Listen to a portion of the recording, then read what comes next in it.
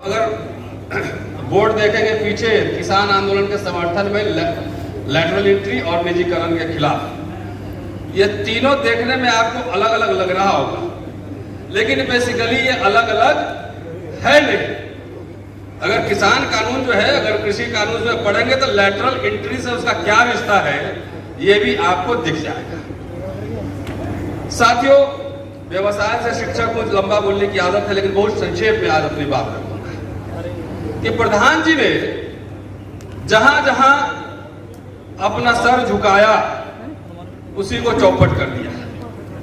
गुरु जी के सामने सर झुकाया, गुरु जी मार्गदर्शक मंडल में चले गए। जब पार्लियामेंट आए तो पार्लियामेंट के सामने सर झुकाए, पता लगा कि पार्लियामेंट छोड़ के दूसरा पार्लियामेंट बन रहा है। जब वो संविधान के सामने सर झुकाए तो धीरे धीरे उनके पन्ने जो है उसमें से गायब होने लगे।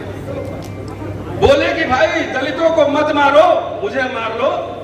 उसके बाद दलितों पे हिंसा बढ़ गई। जब उन्होंने कहा कि जय जवान जय किसान, अगर 13 का चुनाव प्रचार 14 का याद होगा तो जरा इतिहास का छात्र हूं, तो आप पीछे लेके चलूंगा, तो सब लोगों ने कूद कूद कर जो है वोट दिया कि अब तो जय जवान जय किसान एकदम यहाँ पूरा गंगा में अमृत बहने वाली है। लेकिन जैसे उन्होंने जय जवान जय किसान कहा, मुझे लगा कि अब ये भी गड़बड़ होने वाला है। तो एक एक करके सबको इन्होंने ध्वस्त किया और सबका रास्ता जाता है कहां? जैसे कहते हैं ना, सबका मालिक एक।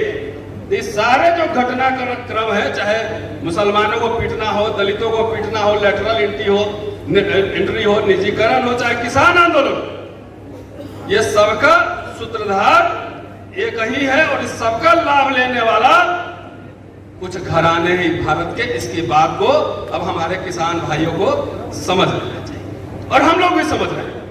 आज हम किसान आंदोलन के समर्थन में यहाँ अपनी बात रखने आए। मैं अंबेडकर साहब के 3 कोट आपके सामने मैं रखना चाहूंगा। लोग कहते हैं कि अंबेडकर सिर्फ दलितों के लिए काम करते थे, लेकिन मैंने पढ़ के निकाला और ये बात है 1938 की, इसलिए चूंकि पूरे इस मंच के माध्यम से इस देश के तमाम जो दलित बहुसंख्यक जो जमात है, पिछड़ी जातियां हैं, उनसे अपील है कि जो काला कानून आया है कृषि कानून के नाम पर, उसके सबसे ज्यादा मार हम ही लोग को ऊपर आनी है।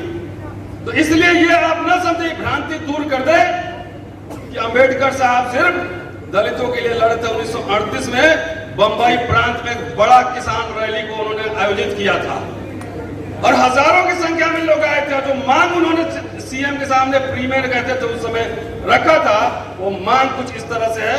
1-2 पॉइंट है, मैं सिर्फ बता देता हूं। न्यूनतम मजदूरी, सभी बकाया लगान माफ किया जाए। और ये मैं इसलिए पढ़ रहा हूं कि हमारे प्रधान जी बार बार बाबा साहब का नाम लेते हैं और उनके विचारों को कभी बोलते नहीं है, पढ़ते नहीं है। गले में माला और विचारों पर ताला है, इसलिए बात रखना जरूरी है आपके साथ। कृषि के लिए न्यूनतम मजदूरी, सभी लगान माफ, खेती इनामदार सिस्टम और जमींदारी व्यवस्था की समाप्ति के लिए कानून, सिंचाई कर में 50% की छूट। उन्होंने कहा था उस समय जब संबोधित किया था भाषण को कि अमीर और गरीब दो ही वर्ग है और बीच में मध्यम वर्ग छोटा सा है। किसान और मजदूर को अपने कास्ट और क्रीड से अलग हटकर एकता बनाना चाहिए, मोर्चा बनाना चाहिए और ऐसे लोगों को विधानसभाओं में, विधान मंडलों में भेजना चाहिए जो बुलंद होकर उनकी आवाज उठा सके। ये 1938 की बात है। 1939 में आई प्रकाशम कमेटी की रिपोर्ट आई थी और वो किसान विरोधी थी। तो उसका जो सार संक्षेप में मैं संक्षेप में बता ही दिया कि मुझे इसमें, उन्होंने कहा था अपने शेड्यूल कास्ट के जो लोग थे उनको कहा था कि मुझे इसमें कोई संदेह नहीं है कि मद्रास में शेड्यूल कास्ट के प्रतिनिधि ऐसे किसी भी कानून के पक्षधर बनेंगे जो इन सत्ताधारी अधिकारों के नाम पर मालगुजारी वसूलने वाले का एक नया वर्ग पैदा करता हो। अडानी अंबानी आजकल गोदाम बनवा रहा है पंजाब में और बिहार में, ऐसा वर्ग पैदा करता हो। ऐसे किसी कानून को हमारे लोग समर्थन नहीं देंगे। मेरे विचार है कि ऐसी किसी विधान के समर्थन देना किसानों के हितों पर भारी पूरा उठारा घात होगा। इसीलिए आपके समर्थन में और बाबा साहब के हवाले से ये बात मैं आपके सामने रख रहा हूं। 1939 में ये एक लाइन का है, किसानों के कॉलेज में सेमिनार था, उन्होंने कहा था क्या कि जो सरकार की आय है उसका ज्यादा से ज्यादा जो है उपयोग किसानों की कर्ज माफी में और उन्हीं को खुशहाली में किया जाना चाहिए।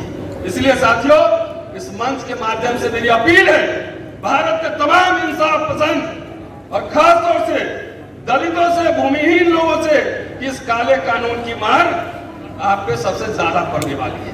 चलते चलते किसान भाइयों, मैं अपनी एक व्यक्तिगत राय आपके सामने रखना चाहता हूं। पहली बात है कि अगर इतनी जल्दीबाजी है इस सरकार को इस कानून को लागू करने में, तो आप एक शर्त रख दिए कि प्रधान जी, आप ईवीएम हटा के ये 24 का चुनाव लोकसभा का आप बैलेट पेपर से करवा लो, अगर जीत करते कानून तुम लागू कर देना, ये करवा लो, ईवीएम हटा के चुनाव करवाओ।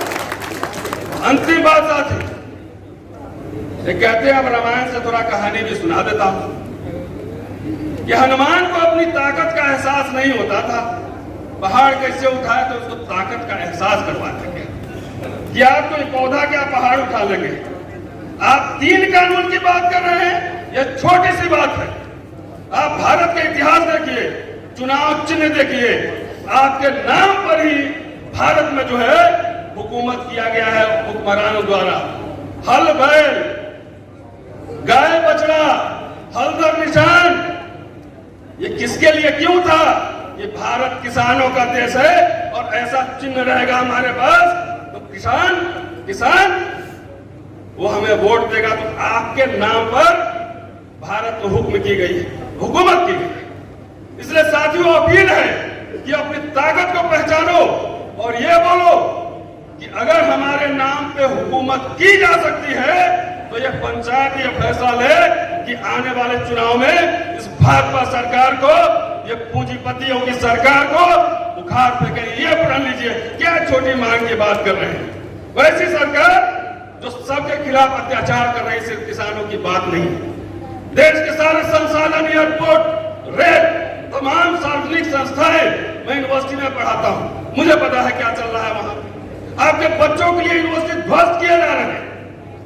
तो इसलिए आप अपने हाथ, अपनी ताकत को पहचानिए और बोलिए मोदी जी चिंता न करो, 24 में आपको उखाड़ फेंकेंगे। शुक्रिया साथियों, जय भीम।